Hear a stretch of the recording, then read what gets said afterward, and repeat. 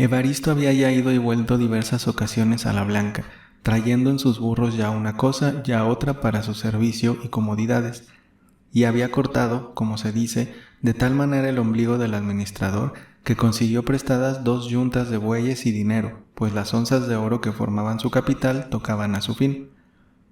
Con estos nuevos elementos que se proporcionó, sembró un par de milpas en la parte más plana y unos campos de cebada en las laderas, y esperó una buena cosecha.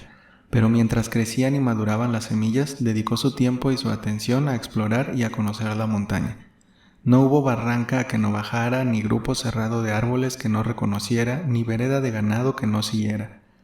Varias semanas empleó en examinar las vertientes de Telapón en la dirección de Texcoco y La Blanca, hasta que ya no le cupo duda de los caminos y de la dirección de las veredas, sobre todo de una que, serpenteando y perdiéndose unas veces entre las hierbas altas y las flores, conducía al fondo de una sombría y profunda barranca, poblada de gruesos cedros, que no había podido tocar el hacha destructora de los indios, ni la desenfrenada y estúpida codicia de los dueños de Soquiapan, que por obtener el mezquino producto del carbón, destruían magníficos árboles y menguaban día a día la infinita riqueza de esa hacienda.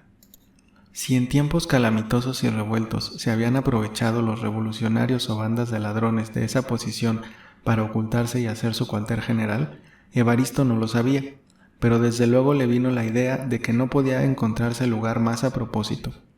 La barranca no solo estaba oculta por una serie interminable de árboles que terminaban en su orilla para reaparecer otros más frondosos que cubrían el descenso, sino que en el fondo estaban de tal manera cerrados y espesos que a 30 pasos ya no podía descubrirse no solo una persona, ni 10 que quisiesen escapar. Además, había en el fondo corrientes de agua clara y cuevas a diversas alturas, con las condiciones necesarias para abrigarse de la lluvia, del aire y del frío, y poder internarse en sus oscuros laberintos y quedar al abrigo de toda persecución. Pájaros, conejos, liebres, plantas silvestres, alimenticias, todo abundaba allí. Con una escopeta y algo que llevase de alimento, se podían pasar 4 o 6 semanas. Todas estas reflexiones hacía Evaristo a medida que caminaba y examinaba tan importante posición, sin sorprenderle la magnificencia de aquellos cedros de más de 40 varas de alto, ni los tejidos de juncos, de palmitos, de orquídeas, de enredaderas y de flores silvestres de diversos colores, ni el cantar de los pájaros, ni las nubes espesas de colores que formaban las mariposas que hacían su paseo y buscaban su alimento en los grupos de los exuberantes ramajes de la borraga.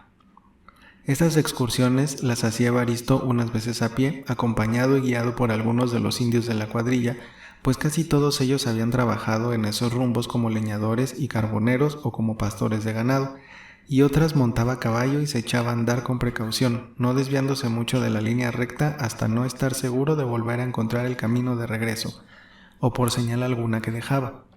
Su objeto principal era ligar, por decirlo así, el camino a través del monte entre su rancho y el albergue de Río Frío, donde paraba la diligencia a las horas del almuerzo y donde concurrían forzosamente todos los viajeros y traficantes que hacían el camino de México a la costa.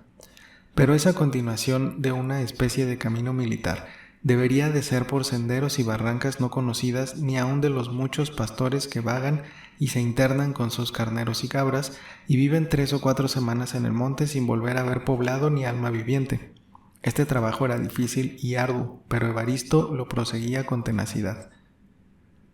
En una de estas excursiones, al examinar una mota muy cerrada de árboles para que le sirviese de guía, pues parece que allí se abrigaba del calor del sol y del granizo algún ganado vacuno, lo que podía reconocerse por las huellas, por la boñiga seca y porque de allí partían 3 o 4 veredas, escuchó el relincho de un caballo. Sacó su pistola, la preparó y se fue acercando con tiento, hasta que descubrió detrás de la montaña un caballo ensillado y sin jinete. Aproximóse más, con ánimo de disparar al menor movimiento que sintiese, y vio a un hombre tendido en el suelo. Se apeó y reconoció que estaba muerto. Una poca de sangre salía de un pequeño agujero de su cotona de gamuza amarilla. El sombrero, galoneado de plata, estaba a poca distancia, la espada colgada en la cabeza de la silla y las pistolas en las tapafundas de la anquera. El caballo permanecía inmóvil junto al muerto. Evaristo observó que en el ojo claro e inteligente de la bestia se habían formado lagañas y que resbalaban por su cara lustrosa algunas gotas de lágrimas. El animal sintió sin duda que se aproximaba gente y el relincho había sido para pedir socorro. Evaristo, que ya había tenido experiencia de las cosas extrañas de los animales del campo durante su residencia en la hacienda del conde, montó de nuevo a caballo, pues se había apeado para examinar al muerto y se lanzó con pistola en mano y el sable flojo a reconocer aquellos sombríos contornos, pero nada encontró. Soledad completa y silencio turbado de vez en cuando por el ruido del viento que arrancaba de los árboles las hojas secas. El muerto parecía ser ranchero de esos que habitan el mezquital y tierra fría, bien vestido de gamuza amarilla oscura, de fisionomía varonil, blanco y de una edad que no excedía mucho de 40 años. Aunque el cadáver estaba frío, parecía no llevaba muchas horas de estar allí, pues la poca sangre que salía por la herida no estaba bien cuajada. Y sobre todo, si hubiese sido matado el día anterior, los animales del monte se lo habrían comido y cenado y ahuyentado al caballo. ¿Cómo fue muerto ese hombre y por quién, y cómo desde el mezquital vino a dar al centro de montañas desiertas del otro lado del valle? Todo esto era imposible de saberse, ni aún se prestaba campo para hacer conjeturas, misterios de que son testigos los ansiosos árboles y que no los revelan a nadie. En cuanto al caballo, era un alazán quemado, de menos de 7 cuartas, cenceño con cañas de venado, anca redonda, abundante y dorada cola y crines finas, cabeza pequeña y bien hecha, y grandes ojos claros para el color de su piel. Evaristo se alarmó con este inesperado encuentro, no sabía qué pensar, y un gran rato estuvo perplejo mirando a aquel ranchero muerto y con los ojos abiertos y amenazantes. Por fin, resolvió despojarlo de lo mejor que tuviera y apropiarse del caballo con los regulares arneses guarnecidos de plata. En su registro ganó un reloj antiguo de plata, 6 onzas de oro y algunos reales, las espuelas y un paquete de cartas. El alazán no despegaba los ojos del cadáver y seguía los movimientos de Evaristo. ¿Pensaba que su amo recibía alivio y auxilios del hombre que había llamado con su relincho? Es de creer que sí. Cuando Evaristo acabó su tarea y dejó el cuerpo a poco más o menos desnudo y propio para que lo cenaran en la noche los lobos y los coyotes, arregló las riendas y silla del alazán y quiso montarlo. Imposible. El caballo miraba por un lado a su amo, volvía la cabeza al estribo que quería tomar Evaristo, como espantado, se encabritaba y volvía a tomar su posición como no queriéndose separar de aquel sitio y reconociendo que el recién venido nada había hecho en favor del que estaba tendido. Trabajo inútil. El caballo concluyó por asustarse, hinchar las narices, bufar y tirar de coces, y Evaristo reconoció los nobles sentimientos de la bestia.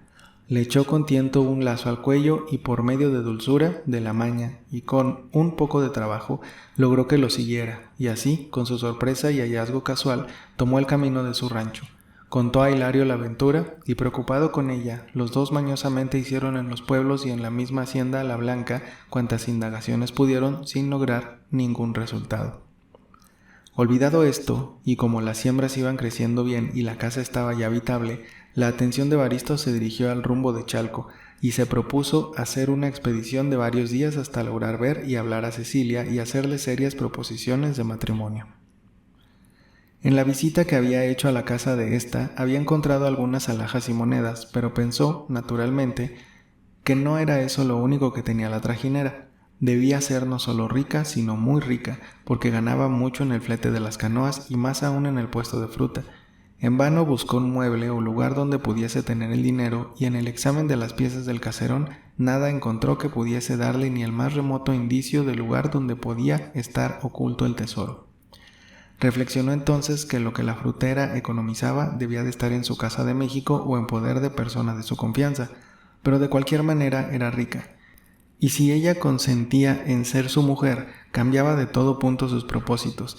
Podría labrar todas las tierras que tenía el rancho, emprender en grande escala un corte de leña en su propio monte y en los ajenos, establecer un comercio de carbón, en fin, ser los dos muy ricos y felices.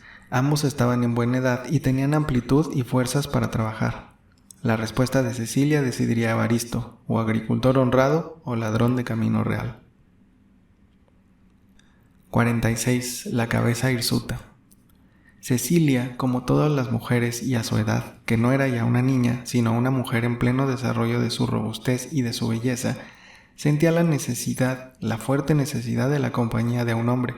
Las mujeres livianas lo toman donde lo encuentran y las honradas y castas por naturaleza o por educación buscan un marido, y si tardan en encontrarlo, se casan con el primero que les presentan, sin ver pelo ni tamaño. Así salen algunos matrimonios.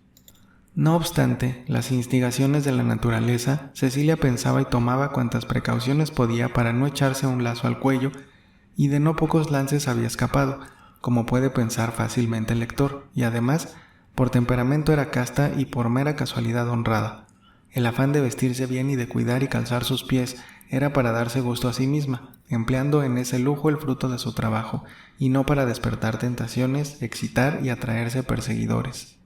De gustar gustaba, naturalmente, a los viejos magistrados de la Corte de Justicia que la conocían, a los licenciados de San Ángel que le vendían la fruta de sus huertas, al severo doctor don Pedro Martín de Olañeta, que no faltaba comprar él mismo sus melones y sandías, y sobre todo tenía loco San Justo, que al fin perdió por ella su empleo y fue destituido del alto cargo del portero de la logia yorquina. Pero ella en nadie se había fijado, y mucho menos en los pretendientes cuyas cartas hemos leído en los capítulos anteriores. Dos personas, sin embargo, paseaban por la cabeza de Cecilia y eran el licenciado Lamparilla y Evaristo. Al licenciado debía favores que por repetidos ya no se podían contar. Además le simpatizaba mucho, casi lo quería, y más de una vez se vio tentada a dejarse acariciar de él, y de corresponderle con un beso. Pero se contenía, pensando en la desigualdad de condiciones. Si Lamparilla se casaba con ella, estaba segura de que antes de un año y perdidas las primeras ilusiones, la abandonaría instigado por sus mismos amigos y por las muchas relaciones de gente decente que tenía en México, que además no solamente no la podía lucir, pero ni aún llevarla una vez a misa a catedral.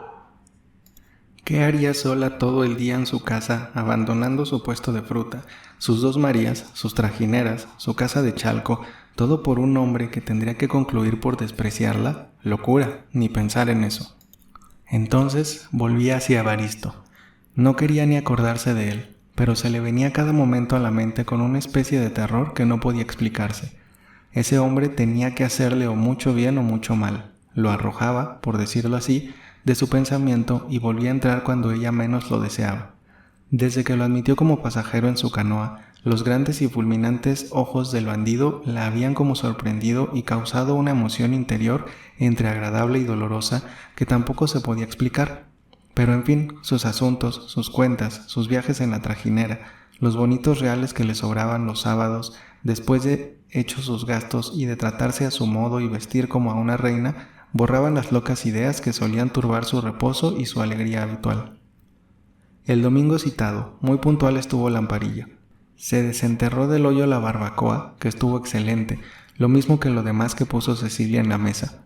Al principio el licenciado se condujo con mucha destreza, no cesando de hacer elogios a Cecilia, de los manjares, de la limpieza y buen servicio a las dos Marías, de lo fresco del comedor y del traje seductor de la frutera, pero se cargó la mano de pulque colorado, con fermento en su estómago más de lo necesario.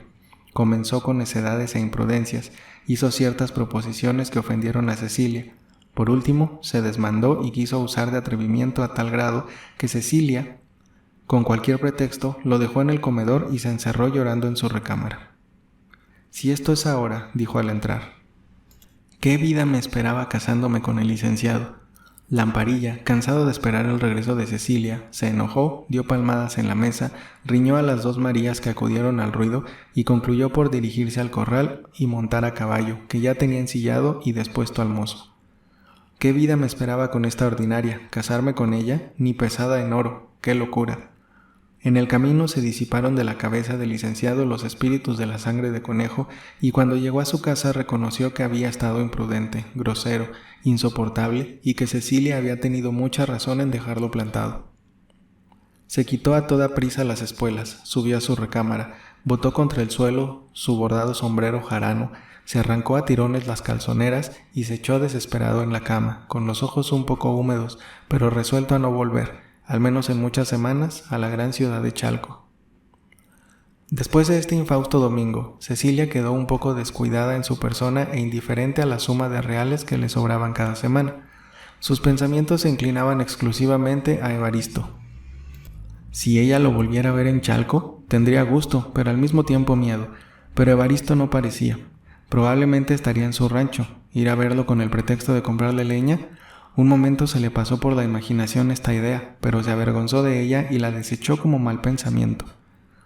Un sábado se presentó en el puesto de fruta, Jipila. Hacía tiempo que no se le veía la cara. Había caído enferma, según dijo, de un reumatismo. El accidente le sobrevino en el rancho de Santa María de la Ladrillera, y con esto y sus mixturas y cataplasmas estaba ya más aliviada y podía hacer sus excursiones por las lomas y dedicarse a sus trabajos acostumbrados. Volvería a sus antiguas posiciones de la esquina del callejón de Santa Clara y de la plaza del mercado. Añadió que había visto en el rancho de Santa María un muchacho muy parecido al que hacía en otro tiempo los mandados a Cecilia, la que inmediatamente pensó en Juan. Tomó lenguas de la herbolaria y se propuso hacer personalmente una excursión para cerciorarse de la verdad. La herbolaria la proveyó de hierbas y raíces frescas y aromáticas, y Cecilia, contentísima con esto y con la noticia relativa a Juan, pagó generosamente a la muchacha, le regaló fruta y se decidió a marcharse por la noche a Chalco para olvidar sus penas, disfrutar de un buen domingo, darse su baño de aromas y almorzar tranquilamente con las dos Marías. El puesto por su cuenta y razón lo dejaba a su amiga la recaudera vecina, que era, aunque gruñona, una vieja honrada a carta cabal. El viaje fue sin incidente alguno y temprano entraba Cecilia con sus dos Marías al viejo caserón. Acabado el aseo del patio y el saludo y la plática con las golondrinas, que eran ya mejores amigas de Cecilia, ella, con una de las Marías, entró a su habitación a disponer el baño y la otra a la cocina a preparar el almuerzo. Se desnudó, entró despacio en el agua humeante con las infusiones hirvientes y aromáticas, y al ponerse en pie, después de media hora de delicia, para llenarse su torneado cuerpo de espuma de jabón, creyó observar por entre los pliegues de la cortina la misma cabeza hirsuta que tanta sorpresa causó al licenciado, pero pronto desapareció, y juzgó que era una ilusión producida por el recuerdo del sabroso almuerzo en que Lamparilla fue tan tierno, a la vez que juicioso, sin que se hubiese permitido las llanezas que la habían disgustado y puesto tan de mal talante, que el licenciado no había vuelto a asomar las narices por Chalco. ¿Cuál fue su sorpresa cuando esa cabeza hirsuta asomó por la puerta de la recámara, seguida del cuerpo entero y musculoso de Evaristo, que se dirigía derecho a la tina lanzando llamas por sus ojos grandes y temibles? Cecilia lanzó un grito desgarrador, como si hubiese recibido una puñalada, y por un instinto de pudor que aún existe en las mujeres más descocadas, se hundió en la tina hasta el cuello, y como Evaristo avanzaba, se repuso inmediatamente y a la sorpresa siguió la cólera y la indignación. «Atrevido, indecente, fuera de aquí, ¿con qué motivo se viene a meter hasta mi recámara? Hoy mismo lo voy a denunciar al prefecto como ladrón y como un arrastrado. ¡Fuera!». Y como Evaristo no retrocedía, llenó de agua la jícara que tenía en la tina y se la lanzó con fuerza a la cara, dejándolo por un momento atontado y ciego, pero esto redobló el furor y los deseos impuros del bandido, que acercándose, asió de los brazos a Cecilia, y con una fuerza hercúlea la levantó de la tina. Cecilia gritó, le aplicó un tremendo bofetón en la cara y siguió gritando. Las dos Marías, fuertes y medio salvajes, mirando atacada a su ama de una manera tan villana, cogieron las ollas con restos de las aguas aromáticas y las quebraron en la cabeza de Evaristo. Apoderándose de él, con una fuerza de indias trabajadoras y bien alimentadas, lo sacaron casi arrastrando y lo pusieron en la puerta de la calle, dándole de patadas y manazos hasta que se cansaron. Cerraron la puerta con dobles trancas y volvieron a donde estaba su ama, que ya se había echado encima su camisa y su rebozo y estaba descolorida y temblando de cólera.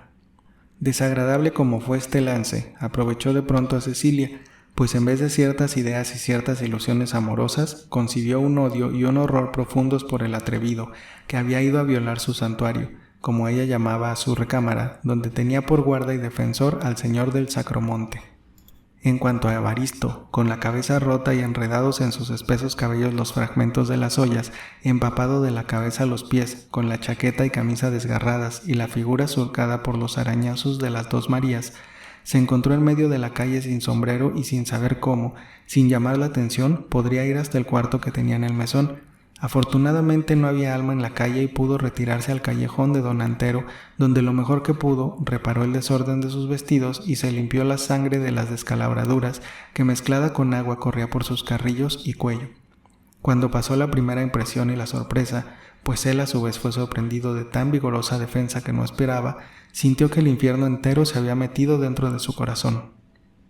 Él, que había peleado con Casilda, que había matado a Tules, que había fabricado una maravillosa almohadilla que admiró y compró la condesita del Saús, él, que había luchado con los alacranes, verse humillado y aporreado por 2 indias salvajes y despreciado y ofendido por Cecilia, que le había impreso sus nudillos en la cara como una prensa, ¡qué vergüenza! Lo primero que pensó fue ir a su cuarto, tomar sus armas, volver con ellas y asesinar a Cecilia y a las 2 Marías y presentarse después a la justicia, declarar su crimen y pedir que lo condenasen a muerte. Con estas ideas salió del callejón de Don Antero, y andando pegado a las paredes y fingiendo que acababa de salir de un zaguán cuando encontraba agentes, y como si fuera del rumbo, atravesó la ciudad, alcanzó por fin el mesón y entró en su cuarto. «No», dijo echándose en el banco de ladrillo que hacía las veces de cama, «qué bruto, entregarme y perderme en balde, y que esta maldita mujer se quedara riendo, sería la última de las jugadas que me haría el diablo, matarla, robarla, que ha de ser muy rica y yo sabré al fin dónde tiene su dinero, martirizarla, cortarle los pechos con las tijeras, hacer dibujos en sus pantorrillas con un cortaplumas, arrancarle con todo y casco las mechas de cabello, recortarle las orejas, y la misma suerte a las indias condenadas y al licenciado que protege a esa canalla. Pero todo esto será su tiempo, cuando llegue la ocasión, que yo prepararé aunque pasen años, sin que arriesgue mi seguridad ni mi vida. No saben lo que han hecho estas indias con golpear a Evaristo el tornero». Estos propósitos y otros más terribles que el lector de mundo y de experiencia podrá maliciar, pero que no son escritos ni por el insigne Zola, calmaron la rabia de Evaristo y entró en otro género de cobardes consideraciones. ¿Iría Cecilia a quejarse del ultraje hecho a su casa y a su persona? ¿Qué contestaría contra el testimonio de las 2 Marías y con las señales visibles que tenía en la cara? Por lo menos lo detendrían 8 o 10 días en la cárcel y esto no podía convenir al asesino de Tules, que constantemente tenía miedo de ser reconocido. Marcharía Cecilia a México a contar la aventura al licenciado Lamparilla y vendría a perseguirlo al rancho, a hacerle perder por lo menos la confianza del administrador de la Blanca y a echar por tierra sus planes futuros de robo y venganza. Todo podría ser. Reconoció que su imprudencia al asaltar la casa de Cecilia lo había puesto en un grave peligro. Era necesario huir y pronto. Mandó comprar un sombrero cualquiera con el mozo del mesón, ensilló su caballo, pagó lo que había hecho de gasto y al galope salió de Chalco, como si lo persiguieran, y siguió así hasta que muy entrada la noche llegó al rancho. Al día siguiente dijo a Hilario que iba a buscar ganado por las haciendas, que no volvería en 1 o 2 semanas y pasando por las orillas de Texcoco tomó el rumbo de Pachuca. Este lance fijó definitivamente la carrera y el destino de Evaristo. Cuando salió del mesón y se dirigió a la casa de Cecilia, tenía el propósito de entrar pacíficamente de visita, de tratarla con todo cariño y respeto, de manifestarle que era ya un hombre bien establecido en un rancho, que las siembras progresaban, que con los esquilmos de carbón y leña se obtendría, en el año siguiente, una renta muy regular y que proponiéndose vivir como un hombre arreglado y gozando de la protección del administrador de la Blanca, lo único que le faltaba era establecerse para de una vez en los rumbos de Chalco y de Texcoco y casarse con una mujer que, al mismo tiempo que lo quisiese, trabajase con él para llegar a tener una fortuna quizá mayor que la que poseían muchos de los que pasaban por ricos y dominaban los pueblos de las cercanías.